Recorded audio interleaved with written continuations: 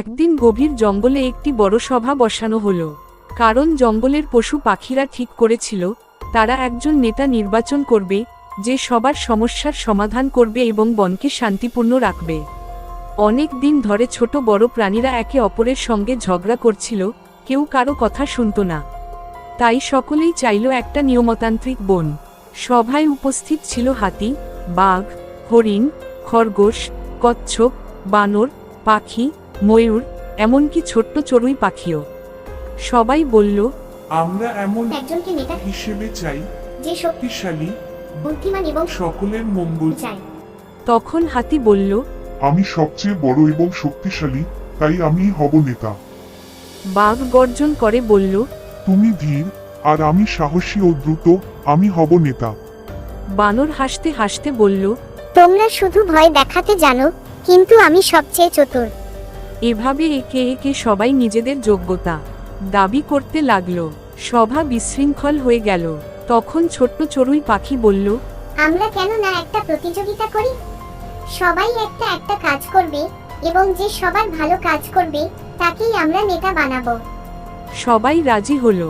প্রথম কাজ ছিল বনের সবাইকে একত্র করে খবর পৌঁছানো।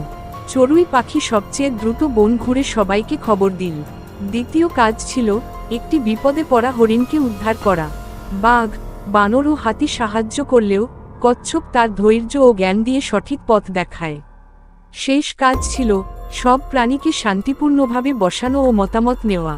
সবাই গুলিয়ে ফেলছিল, কিন্তু চড়ুই পাখি গাছের উপর থেকে সবার কথা শুনে সুন্দরভাবে তা সবাইকে বুঝিয়ে দিল। সব কাজ শেষ হলে সবাই ভাবতে লাগলো কারা সত্যিকারের নেতা হতে পারে। হঠাৎ বুড়ো উল্লু সামনে এসে বলল, নেতা হতে শক্তি বা গর্জন দরকার হয় না, দরকার হয় দায়িত্ববোধ, সহানুভূতি আর বুদ্ধি। আজ আমরা দেখলাম ছোট চড়ুই, যাকে সবাই তুচ্ছ ভেবেছিল, সে তার বুদ্ধি, সাহস ও সংগঠনের ক্ষমতা দিয়ে সবার উপকার করেছে। সবাই হাততালি দিয়ে বলল, চড়ুই আমার আমাদের নেতা হবে। চড়ুই প্রথমে ভয় পেল, কিন্তু সবাই তাকে সাহস দিল। সে বলল, আমি চেষ্টা করব সবাইকে নিয়ে একসাথে চলতে, ছোট বড় ভেদাভেদ ছাড়াই। এরপর থেকে বনে শান্তি ফিরে এলো। সবাই একে অপরকে শ্রদ্ধা করত এবং কোন ছোট প্রাণীকেও তুচ্ছ ভাবত না। বন্ধুরা, আজ আমরা এই ভিডিও থেকে শিখলাম নেতৃত্ব শুধু শক্তির ব্যাপার নয়, বরং দায়িত্ব, সহানুভূতি ও বুদ্ধি একজন প্রকৃত নেতাকে গড়ে তোলে। বন্ধুরা, আমার এই গল্পটি তোমাদের কেমন লাগলো অবশ্যই কমেন্টে জানাও। আরো নতুন নতুন ভিডিও পেতে অবশ্যই আমাদের চ্যানেলটি সাবস্ক্রাইব করে বেল আইকন বাটনটি অন করে রাখো।